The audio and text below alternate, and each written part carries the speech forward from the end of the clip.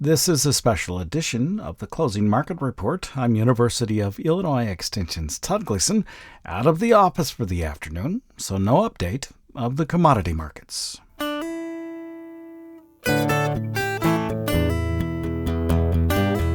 The following presentation was made by John Reid, the director for the Center of Digital Agriculture at the University of Illinois, during the March 4 All-Day Ag Outlook at the Beef House in Covington, Indiana.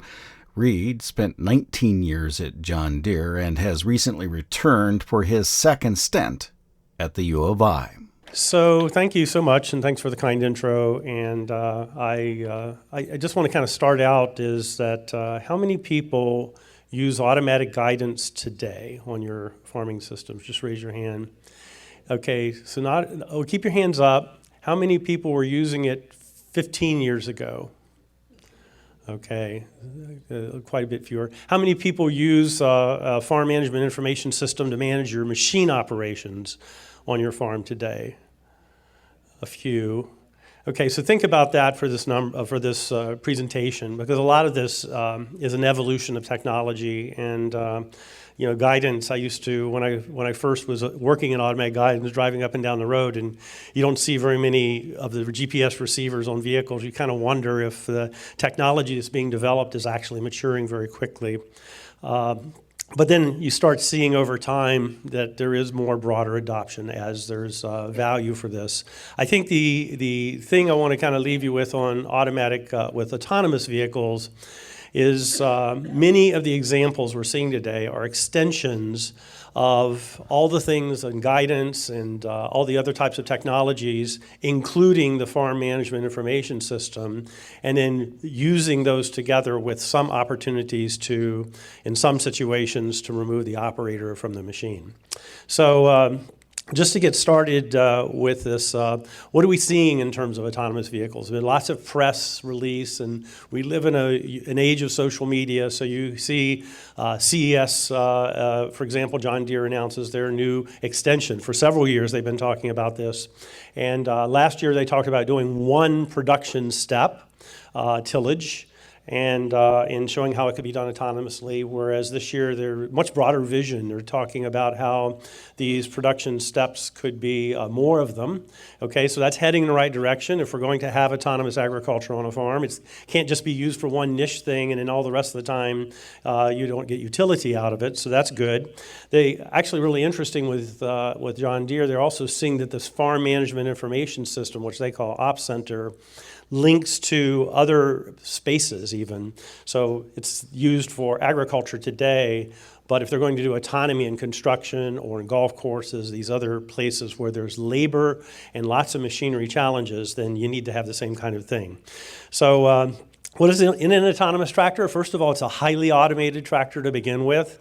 It doesn't have to be. Actually, you'll see a lot of companies that will retrofit a vehicle by putting an autonomy kit on an existing tractor. But if it's highly automated, it's got more electronic surfaces that can be controlled through software. Makes it easier to integrate with the autonomous vehicle. Actually, you're talking about the example in Champaign. That was the first Magnum tractor from Case IH that had a CAN bus on it, and for a researcher it was really a nice way of doing autonomy, because usually I had to give the tractors back every year to the company. I'd spend 6 months making it into a robot tractor and in 3 months doing work. Well, with the changes of having electronics backbone and networks, it became a 1 week job of converting a tractor into an autonomous vehicle.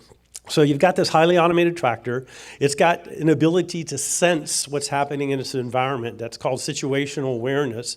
Most commonly, we think about GPS telling where the vehicle is and how you could use that to plant straight or to do operations more efficiently. Through automatic guidance as an example. But it has other situational awareness that's needed too, because the most important part of a tractor operating in the field is the operator sitting in the seat and sensing what's going on around the vehicle and in the implement system, as well as understanding what's happening in the field. Where do you want to go? So it's just not an issue of that nobody does automatic tractoring or just driving the tractor around the field. You have an implement, you're doing a work task task. You're trying to get a job done. And so there's extra sensors needed. Today, we're starting to see cameras and other types of sensing like that are looking out ahead of the vehicle to look for people, to sense the roads, and then also those cameras are looking around the vehicle and seeing the implement and trying to understand, is the implement doing its job? And then, as I mentioned, you see this with some OEMs coming out. Nearly every OEM is talking about autonomy today and how they're exploring it, getting involved in it. You don't see very many price tags for it yet, because a lot of this is innovation that is still emerging and is still evolving. And I think it's almost like working with individual customers to learn is part of what many companies are doing. However, there are companies that are selling retrofit autonomy. Sabanto is one out of the Chicago area that will take any color of vehicle and basically add an autonomy kit to it, and then they have a management system that helps run that vehicle autonomously, and it could be remotely monitored and managed. What's really interesting in this space, though, is really not autonomy of the driving, but autonomy of the implement itself. And if you've heard of precision spraying technology like ExactApply from John Deere or other See and Spray types of technologies, these technologies are putting the AI and the intelligence on the implement and allowing the implement to work at a level that's beyond what has been possible in the past, being able to very precisely spray individual weeds and save chemical and get those benefits, but then still have an operator in the seat. And I think this is really kind of an important point about this, is that if we are going to be doing these operations, we need implements that can be able to sense things that are working and not working, that today depend on the operator or the farmer in the seat to detect. So think about a debris on a plow shank or some types of effects, something breaking. Right now, a lot of the implements are not instrumented to be able to tell that something's wrong. So if you really are going to have effective autonomy, you don't want to kind of come back to the field where a tractor just finished operating and seeing that it hadn't completed its operations. So anyhow, this intelligent implement side is not really autonomy, but it is an element that also has to emerge if autonomous agriculture is going to take place. So again, we have the tractor, we have guidance systems, we have situational awareness or perception on the vehicle, and then usually these are tied into the farm, some kind of farm management information system for autonomy. That system is used to essentially understand the fields where you're going to operate, understand what kind of path plans, and AI is used to generate those plans to cover a field. And for some operations like tillage, that's all you need. You basically can designate that. The operator, the farmer, moves the vehicle to the field, and then you can get out and execute the task. I want to come back to this because that's just, we're seeing a lot of the visual videos of demonstrating the task working. But when you really think about this, a lot of operations, like if you're planting or anything that has spraying, anything that has materials and inputs that you have to manage, there's a lot of work besides just the execution of the planting or spraying task. You have to consider how do you resupply. And actually, in some cases, there's a robotics company that's looking at automating the material logistics and moving materials to and fro, which seems like also a good idea and be really important for a fully autonomous system. So, so you have these operations taking place, and I want to kind of talk about the jobs to be done. People are showing autonomy in terms of, okay, I'm going to get out of the tractor, hit go, and this vehicle is going to perform its tillage operation over a field. And but some of the big challenges are getting to that point of being able to hit go and running that application. So for example, if you start at your farm site and your field is some distance away, you can't autonomously go on the highways today. It's not possible. And in fact, I think it's a really hard challenge. I don't expect to see that. And it's even in automotive, we're seeing that autonomy isn't where it needs to be. And actually, in agriculture, I think it's got more potential. But, okay, you have to move the equipment to the field. And Okay, the next, and maybe you have materials and things to set up the job that are done. And then actually when you're running the job, you're monitoring the task, and these are things that the farm management information systems can do. They can essentially load data that understands what operation took place, how accurate was it done, and as long as you don't have any materials to supply to the vehicle, like seed to a planter or fertilizer, then it's probably okay for those types of operations. But if you need to logistically do those things, then somebody needs to be involved, or additional autonomy is needed to make those things happen. And then after the job is done, tractor finishes, stops, shuts down. Somebody has to go fetch it and bring it back and clean up the operation. So all the things that you have to do when you're doing the operation, really we're only talking about one piece of it, where the vehicle is driving autonomously and doing these operations. So it's really very, very possible to do it today. The benefits of it are still somewhat emerging. And there are places where there are benefits, but I just want to kind of point out that, this is still kind of the first inning of a long game, and we're at the very beginning of seeing what's possible. And like guidance at the very beginning, only a few people, lead adopters, were adopting it. I'd expect this is even more challenging because of the accumulation of technologies that are needed to make autonomy happen. And then some of these other operations to get the job done, which is part of the complexity of that task. So some good news, though, there are many cases which could be compelling examples of autonomy. One of them, for example, you see with combine harvesting operations, where you have a tractor and a grain cart that's moving between the combine and the edge of the field to transport materials. Can that be made autonomous? Because you're kind of in an open field. There's kind of a fixed location, except for the combine, which is always moving. And autonomy could be a way of helping a single operator be able to harvest, and the logistics management, at least to the edge of the field, can be handled. And that's going to be an example where these accumulation of technologies can come together to provide that type of opportunity. In spraying, chemicals in orchards, and I know that probably most of you aren't dealing with specialty crops, but in those kinds of operations, you may not want to be on the vehicle when you're spraying, because some of these chemicals have a long period of time before you can re-enter the orchard, so why not get the operator off the machine entirely? And so where do these examples pay off? And I'll give a couple of examples for you. It tends to be for many of the applications where there's a lot of already labor involved, and autonomy is a way of getting better performance output out of labor that could be low skilled, and displace some of that. So one example, there's a study by the Western growers about a system called carbon robotics. It's not a autonomous system, but it's a very intelligent laser weed control system. Very expensive. It's about $1 million just for the implement. But in those operations where you have 3 crews of 25 people weeding in the field, this kind of system has a payback and can provide value in that particular scenario. So again, that's one scenario. Another example that I worked on in the past was working with citrus operations in Florida, where they have lots of acreage.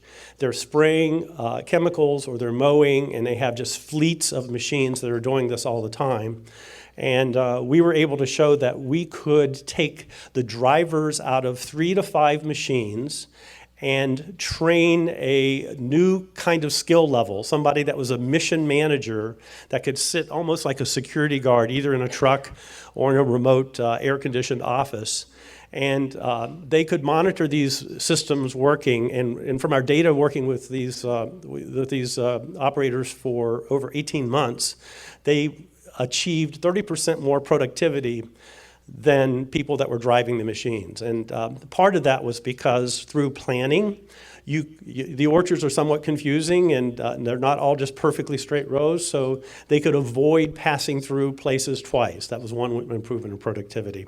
The other thing was that a human operator in these machines with trees being close would only drive a certain speed, but it was safer to drive faster with the autonomy system, and it wasn't, more like in the cab, you would be nervous perhaps driving that speed, but with autonomy it was visibly and actually performed safely in that way. So what's coming with these technologies is that, as I said, I think it's a long journey. We're seeing a lot of the initial things like we asked in the guidance questions. There are a few early adopters that are trying these technologies. And I think we're going to see moving through the hype as industry gets more experience. We're going to see more and more examples of this. It is not going to be for everyone. In fact, I would say if you are interested in autonomy, the journey is still start with automation and get the value of the productivity of automatic guidance and some of these other type of things. And integrating into farm management information systems is kind of a next step that leads to this. And as I said, 25 years ago when I was looking at guidance, similar to what your answers were here, fairly small adoption rate that grew over time to higher numbers as these systems matured and the costs came down. Autonomy will be more complex because it's like a suite of technologies that integrate together. And yes, the technology readiness is there. We're still working on the viability and understanding the business model, and there is some customer value on certain types of applications in terms of, especially around labor productivity and performance. So I'll just stop there and use the time for questions if anyone has any. Yeah, it's certainly putting sensors in the ground, in the soil is something that many have looked at. And so I don't know that it's commercially available yet, but I know there is things like John Deere has something called Exact Shot that's spraying a little bit of chemicals on the seed at planting time with their high precision Exact Emerge. I think that's types of devices that we use today for connectivity sensing and things like that. Can they be integrated into the ground engaging parts is certainly a possibility. So the question was whether or not you could soil test as you were planting or doing some other operation simultaneously. Other questions about autonomous agriculture that might be on your farm. So I've got a series of questions for you. The university to this point, and we started with with large tractors, have moved to smaller vehicles, usually robots. What's the in between, or what do you see? Yeah, actually, if you work for a large OEM, and I did for 20 years. You kind of see the productivity we get out of these machines that last 100 years, wider, bigger, faster, high performance. Adding autonomy to those machines is an element of trying to achieve increased productivity do more with less, is like what John Deere says. Now, on the other end of the spectrum are small robots that are going down between the rows. And, my center, I came into the center a couple years ago, but they talked about this a lot. And they're showing things like cover cropping. But, think about the energy and power requirements of agriculture. I think we all go hungry if we just depended on small robots to do some of those types of things. So they do unique things, like if you wanted to plant seed in August between corn so that you start a cover crop just before harvest. Definitely doable. Can it collect data? Yes. Drones also can collect data. That was my next question. Faster. Yeah. What are your thoughts about drone technology? Some of it is, one of my greatest experiences is for a period of time I had to work with advanced marketing people and put technology and marketing together. And every technologist has a hammer. So if you're doing the small robot or you're doing the big robot, you want to do that. And that's what you know. And but I think the reality is you have to understand what's the what's the effectiveness of the solution? What does it cost? How much work does it take to get it done? And I think there's just a variety of options that we have today, including remote sensing.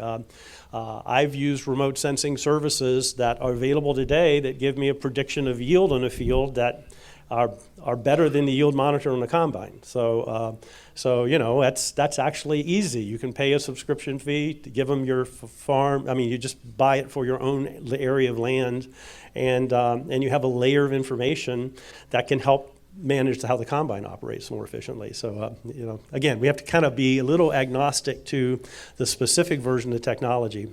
Now, back to this point, I think there are going to be some operations. So LimpTech is a company that shows a solar-powered sprayer.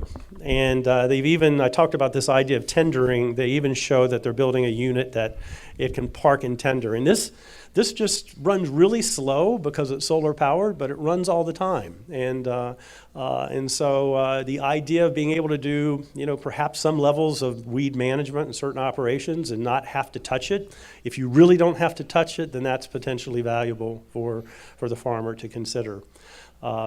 On the other hand, if you have to spend a lot of time and resources to get everything set up and use it, and then you're going to stand there in the field and watch it while it's operating, well, that doesn't feel like it improved your performance, productivity very much. It just is kind of a novelty that's pretty cool to see. So we have to kind of get past those early learning phases to where you can have trust in automation, and you don't have to sit there and babysit it. One of your colleagues, when you were still at Deere, was here a couple of years ago talking about, and he headed up the combine section, was talking about machine learning versus AI. That's in your wheelhouse. Yeah. What do you think about the difference between the two, if there is one? Well, machine learning is a form of AI, but one of the reasons I'm really enjoying being back at the university is the power of AI is getting cheaper, and it's more capable today, and it can do some really interesting things. My team is working on things like embodied AI that can go inside the machine and collaborate with the farmer in terms of advice and ask questions, document information, so you don't have to hit the display, but you can just have information automatically ingested. We actually have an AI tool that's a large language model called Crop Wizard, and there'll be a big announcement on this week, and working with a number of companies where it's kind of an expert agronomist. It's been trained on USDA data in agronomy. You can all go find it at uiuc.chat, and it's one of the programs that's listed there. It's also in the early phases of development, but it's based by factual information that scientists have collected, and it ends up being a quick way of answering questions and getting a perspective. Now, when you get the answer, you still have to use your brain. You have to understand, like everything else, is it telling me something that's factually true? Look at the references, but it's kind of a nice aid that could be integrated into machinery as well as used in the farm site. John Reid is with the University of Illinois. You can find the chatbot at uiuc.chat/cropwizard. You've been listening to the Closing Market Report from Illinois Public Media. I'm Extension's Todd Gleason.